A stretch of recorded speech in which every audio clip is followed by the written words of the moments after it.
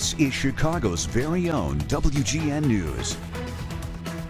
Homeschool requirements vary from state to state. In Illinois, the only specific requirement is that 6 subjects are taught, including math, social science, and fine arts. There are no licenses, forms, or approvals required. Parents don't even need to notify their child's school if they're switching to homeschooling. A recent article published in partnership with ProPublica, the Capital News Illinois, found this can all put kids at risk. Beth Hundsdorfer and Molly Parker are investigative reporters from the nonprofit Capital News Illinois, and they join us now to talk about their story. And guys, this is troubling. Another way that kids are being left behind. Yeah, there are, as you mentioned, there are no registration requirements. There's no testing requirements. There's parents who choose to homeschool don't have to have a high school education themselves.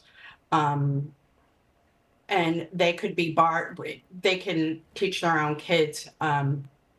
Even if they wouldn't be qualified to teach kids in a public school situation. Molly, why are we at this point right now? Why is Illinois in peril as far as kids and homeschooling? Who would have thought? Yeah, across the country, really, the regulations are very loose. So Illinois is an outlier in that theirs are extremely unregulated, but really the homeschool regulations nationwide are pretty lax. But there have been efforts to impose some minimal regulations on homeschools to require just that they register. So we know where kids are. Some states do have testing requirements, curriculum reviews, but any efforts that have come up in Illinois to do that have been really strongly opposed by homeschool families that are very good at organizing and sort of shutting down any conversation even about some modest reforms to homeschooling. Beth, in your article, the two of you, in your article, you followed a young man, I should say a 9-year-old named LJ, who was really left behind. He really fell through the cracks. Give me a quick synopsis of who he was and what was the catalyst for you to find him and to follow him? LJ is a kid who was going to school in Charleston, Illinois, and he was doing the virtual schooling but missed a lot of days.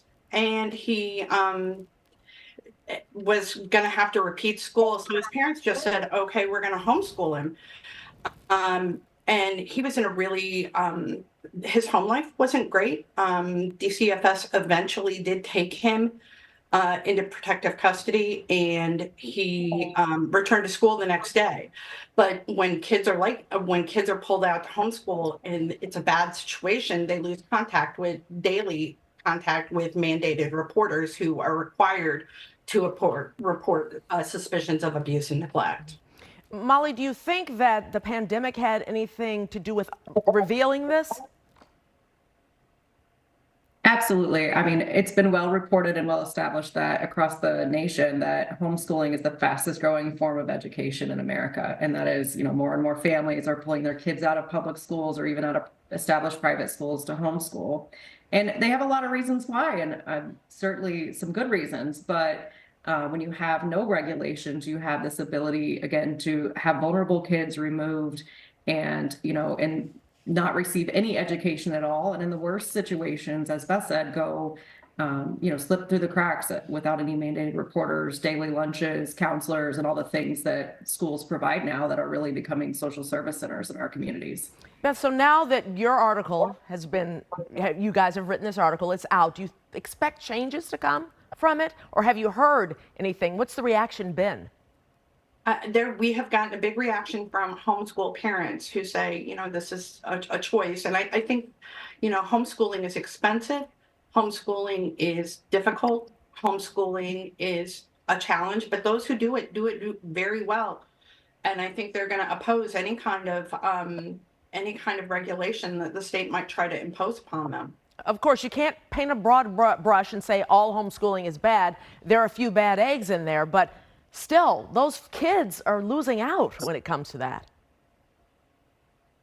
That's right. And when the good homeschoolers, if you want to say that, push back against any regulations, it's these, no schoolers, as a lot of education officials call them, who are allowed to go without any help. So it's the rules aren't for the folks that are doing it right. They're for the folks who are not and who are putting kids at risk. Beth, do you think regulations will come from it? I haven't heard any rumblings of it yet, but it's still early. We'll see what happens when the legislature comes back. Good reporting from both of you guys. Thank you so much for joining us today. Thank you very much.